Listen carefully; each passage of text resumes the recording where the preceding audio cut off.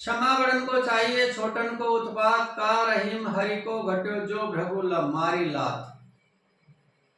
क्षमा वीरस्य भूषणम। क्षमा कायर लोग क्षमा नहीं मांगते हैं, कायर लोग तो अड़ते हैं, गिरते हैं, बढ़ते हैं, लड़ते हैं, मरते हैं।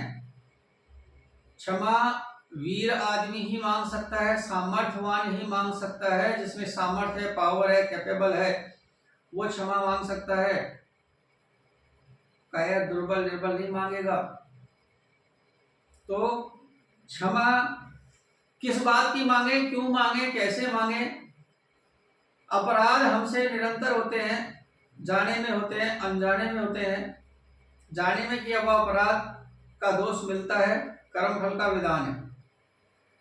कर्म फल का विधान है कि अगर आपने जानबूझ करके दोष किया है, अपराध किया है, तो उसका आपको दंड अवश्य मिलेगा। आज नहीं तो कल मिलेगा, लेकिन मिलेगा। अधिक नहीं तो कम मिलेगा, मिलेगा। लेकिन अनजाने में जो अपराध हमसे हो जाता है, वो भी अपराध तो अपराध की श्रेणी में ही आता है।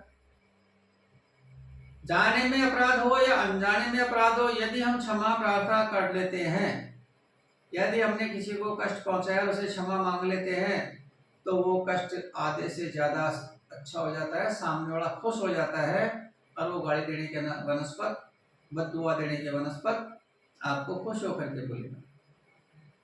गुरुवार के दिन पीले चंदन की माला पर हम परमात्मा से क्षमा मांगते हैं। इंसान की तो छोड़ो, और परमात्मा से भी क्यों मांगते हैं? इसलिए मांगते हैं कि हम जाने में अनजाने में, अनजाने में हो तो किससे मांगेंगे? अनजाने में यदि मान लो हमसे अपराध हो गया तो किससे मांगेंगे? परमात्मा से ही मांगेंगे। और परमात्मा को है जाने अनजाने सारे अपराधों को क्षमा भी करता है, आपको दोष का भागी नहीं बनने देता। तो गुरुवार के दिन पीले चंदन की माला पर इस मंत्र के 1000 जाप करें।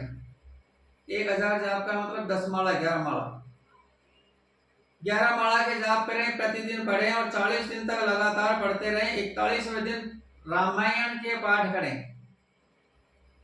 अपने पहने हुए वस्त्रों को दान कर दें।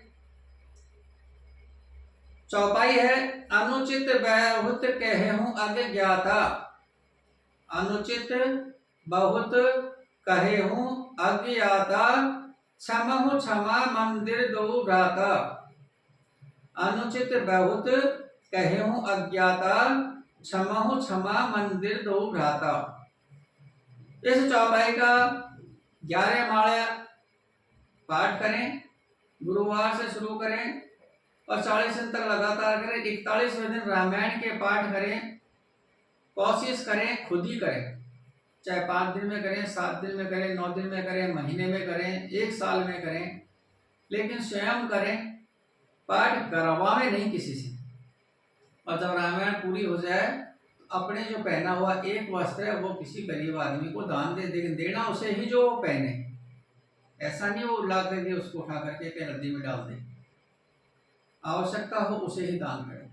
प्रयास करके देख लीजिए, आपके भाग्य में आमूल परिवर्तन होगा, आपके जीवन में बदलाव आएंगे, घर में सुख समृद्धि शांति होगी। आपको लगता है चैनल से संबंधित जानकारी अच्छी है तो सब्सक्राइब करें, फॉलो करें। जय श्री राम।